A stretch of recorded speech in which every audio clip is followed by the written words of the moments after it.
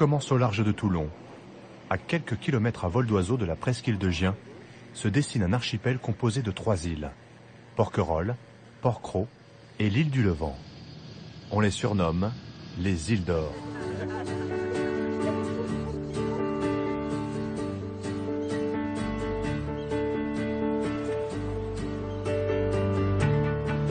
En direction de l'ouest, bien au-delà de Porquerolles se dresse la silhouette de la plus grande des îles d'or, l'île de Porquerolles. Cette île est la première escale d'une expédition menée par un groupe d'apprentis kayakistes. Les sportifs se sont donné rendez-vous sur le continent, au pied du fort de Brégançon, l'ancienne résidence d'été des présidents.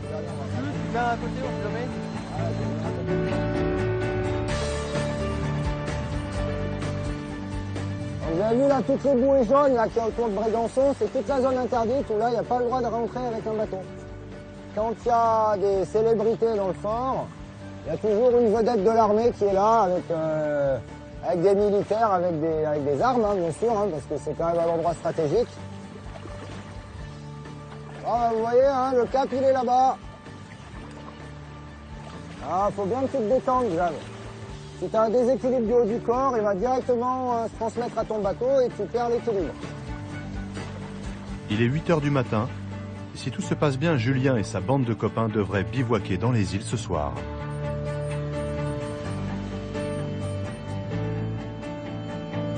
L'île de Porquerolles est connue pour la douceur et la beauté de ses rivages. Mais cette fois, les kayakistes souhaitent découvrir son côté sauvage et se mettre en quête des merveilles cachées de cette île provençale.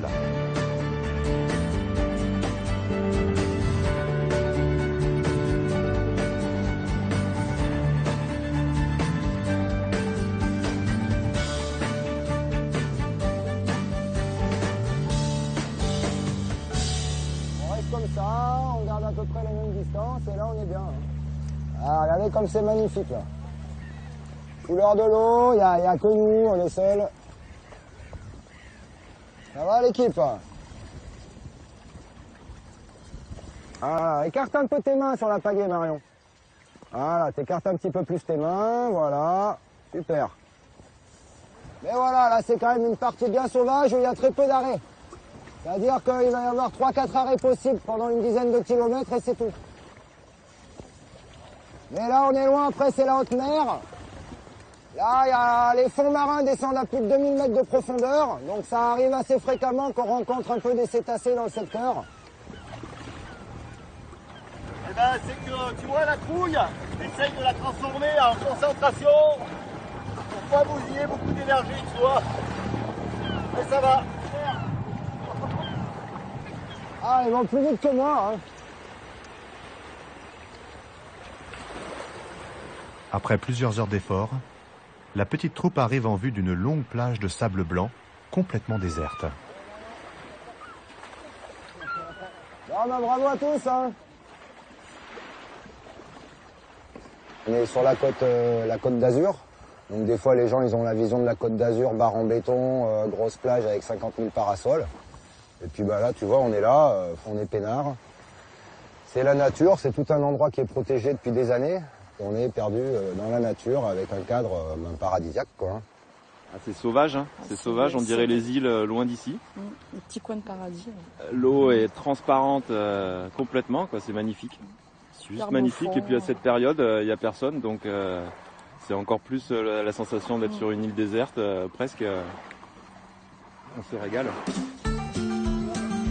Bon, on va boire un coup, on va se visiter ce cave. Allez, venez.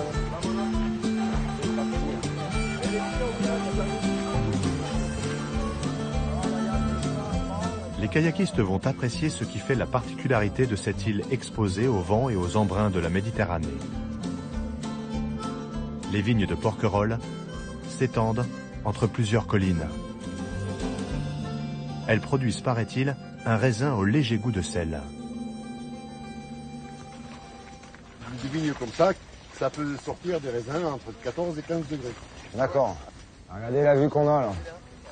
Là, on a le Salin en face et hier qui est là-bas. pour moi, beaucoup plus agréable. Sébastien Lebert a hérité du vaste domaine agricole de son grand-père. Celui-ci, avant de vendre une partie de l'île à l'État en 1950, en fut l'unique propriétaire. Il y a des gens qui disent qu'il y a un petit goût salé. Je crois qu'il y a aussi beaucoup le terroir de Porquerolles.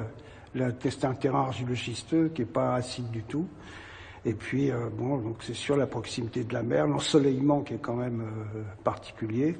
Et puis aussi la chaleur, dans le sens où il ne gèle jamais à Porquerolles, ou presque jamais. On boit pas toujours le vin de cette façon-là, nous, mais c'est vrai que c'est sympa. On va pas non plus peut-être se siffler les 3 bouteilles, hein, quand même. On a un peu de navigation à faire après. Mais bon. Ça n'empêche pas d'en prendre pour ce soir, par contre. Faut manger avec le poisson.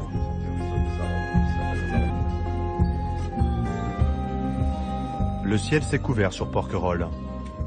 Le vent commence à souffler et au large la houle se lève.